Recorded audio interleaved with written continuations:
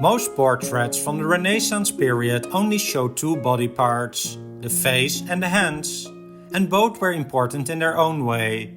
In many of these paintings, we can see some hand gestures, and it's not always obvious what they represent.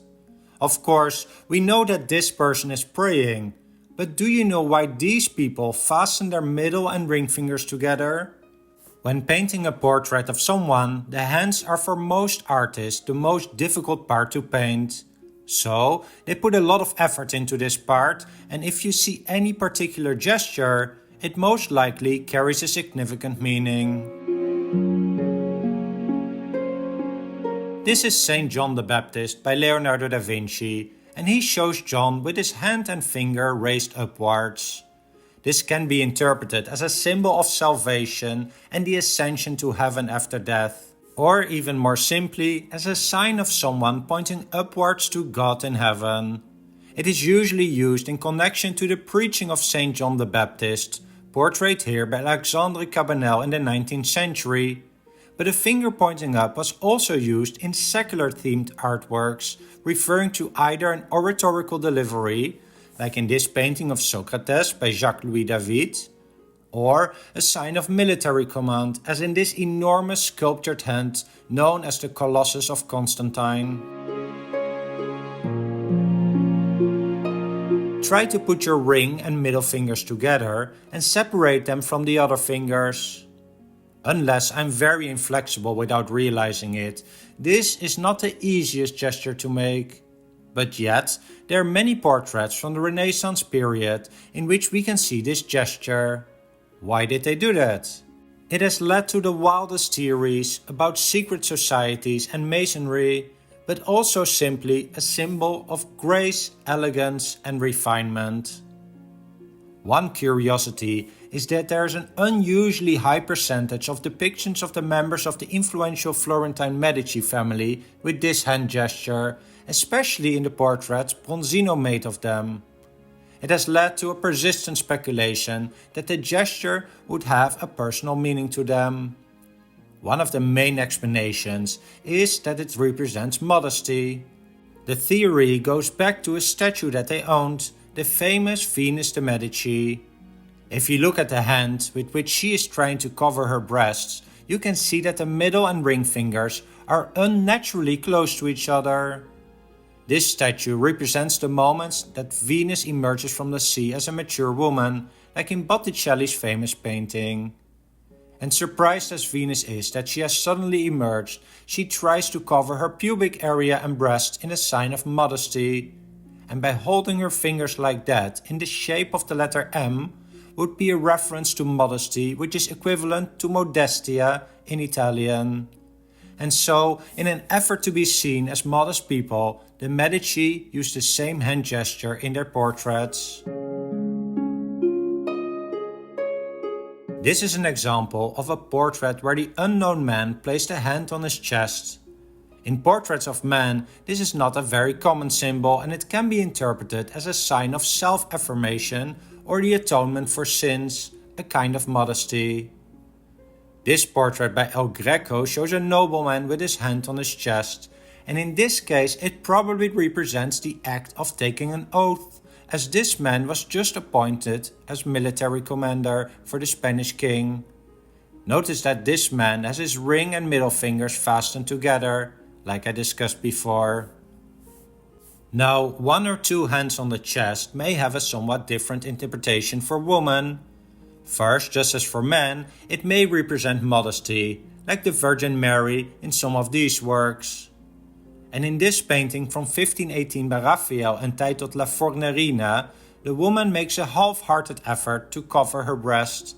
Interpretation of her gesture ranged from it being a symbol of modesty to a sign of breast cancer.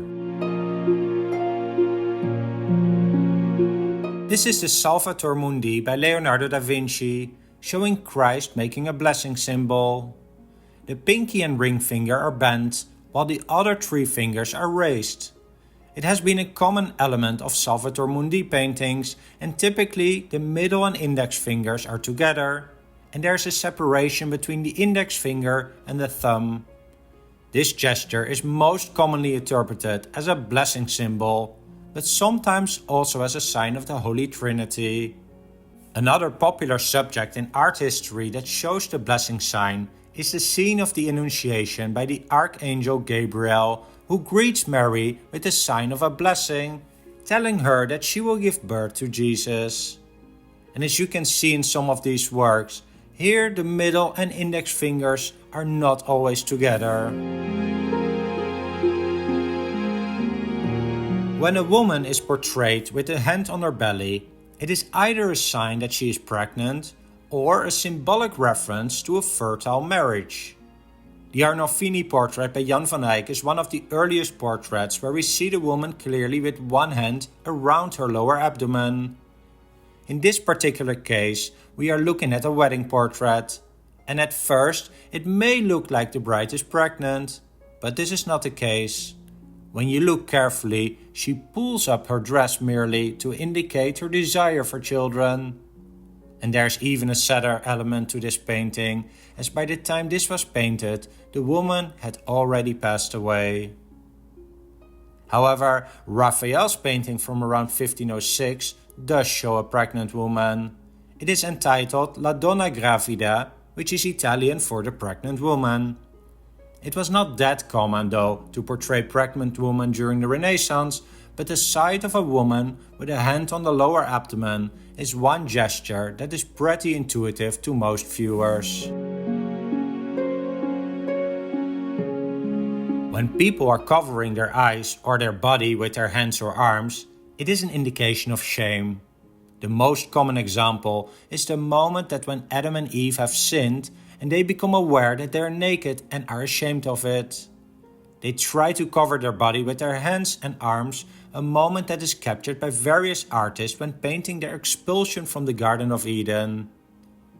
However, as with all these gestures, it is not always consistently applied by all artists. This work by John Fayette, for example, shows how Eve covers her breast by crossing her arms in front of her. But Adam's reaction is actually exactly the opposite here. There are of course many other hand symbols that are made in portraits and other paintings. Some of them are very easy to interpret as they still have the same meaning today. The most obvious one being the hands clasped together, which is a symbol of prayer. Albert Dürer created, for example, these praying hands that don't need much explanation for most viewers. There's also another very famous hand gesture, which is the almost touching index fingers of the hands of God and Adam in the creation of Adam by Michelangelo. It is not one that is used by many other artists, but this magical spark is so famous that I wanted to mention it at least. One more then. When you see a portrait where the person depicted points at the viewer, chances are high that this is actually a self-portrait. For example, this self-portrait with a friend was painted around 1519 by Raphael, although in this case Raphael is in the background and his friend is actually pointing at us. Well, I hope this provided some interesting insight into some common hand gestures in art history. There are of course many other hand gestures used by artists, and feel free to share some examples of gestures in the comment section down below, whether you know or don't know what it represents. Some will be hard to interpret, but it would be nice if we could provide some insight with each other on what we think such gestures may represent. Finally, if you enjoyed this video, please hit that thumbs up button, subscribe and hit the notification bell to be alerted when new videos are released. Thanks for watching.